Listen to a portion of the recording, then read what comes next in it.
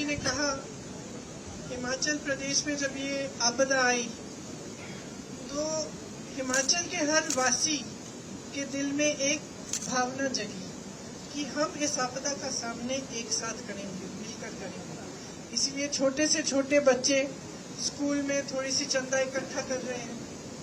आपने कहा कि सरकारी जो अधिकारी हैं उन्होंने भी अपनी तरफ से कुछ दिया।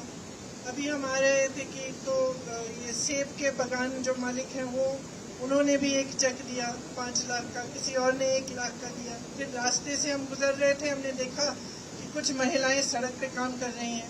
हमारी गाड़ी रोकी उन्होंने कहा कि हम श्रमदान दे रहे हैं, हम इस सड़क को ठीक करने के लिए पिछले 10 दिनों से यहाँ आकर हम काम कर रहे हैं निःशुल्क। तो ये जो भावना है आपकी, इस भावना से ही आप मजबूत बनेंगे।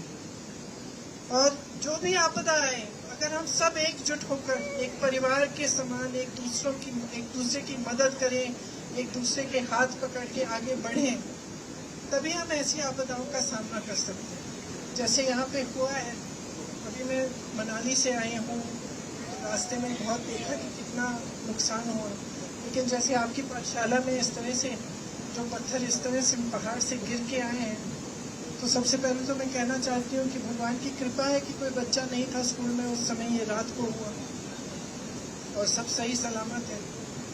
लेकिन इतना नुकसान झेलना बहुत मुश्किल होता है। इसीलिए हमारी सरकार, हमारे मुख्यमंत्री जी, हमारे सारे मंत्री, जितने भी विधायक हैं, दिन रात काम कर रहे थे। आपदा के समय भी और आज भी 24 घंटे काम इसलिए कर रहे हैं ताकि आपके हाथ मजबूत हो, आप फिर से अपने पैरों पे खड़े हो पाएं। जितना नुकसान आप झेल रहे हैं उसकी आपको पूरी मदद मिले। जैसे आपने कहा, आप कह रही थी कि आपके घर में दरार आया है, तो उसके लिए भी कुछ सरकार पैसे देगी।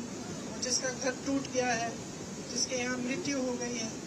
और सबसे बड़ी चीज़ की ये जो भावना आपने दिखाई है एकजुट होकर आपदा से लड़ने की, इसे पूरा देश देख रहा है। इसलिए मैं नहीं समझती कि इस समय यहाँ आकर हमें राजनीतिक बात करनी चाहिए।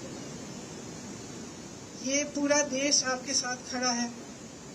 और मैं इस खास तौर से जो भाजपा के मंत्री हैं, प्रधानमंत्री जी हैं, उनसे कहना चाहती हूँ कि इस आपदा के साथ, आपके प्रदेश के साथ राजनीति ना करें। चाहे हमारी प्रदेश की सरकार कांग्रेस की ना हो, लेकिन ये देखें कि आपके प्रदेश में कितना नुकसान हुआ है, आपको कितना नुकसान हुआ है, आप किस तरह से एकजुट होकर उसका सामना कर रहे हैं। और इसी भावना से वह भी जुड़ जाएं। और अगर यहाँ पे जो हुआ उसे वो एक राष्ट्रीय आपदा घोषित कर दें, तो उससे केंद्र की तरफ से भी बहुत राहत मिल सकती है। तो जो हमारी प्रदेश सरकार करने की कोशिश कर रही है वो तो पूरी है।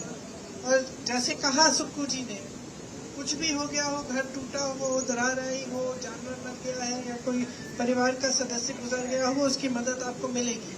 लेकिन कई ऐसे खर्चे हैं, जैसे इतनी बड़ी जो नेशनल हाईवे है, इसको बनाने का काम ये तो केंद्र सरकार ही कर सकती है।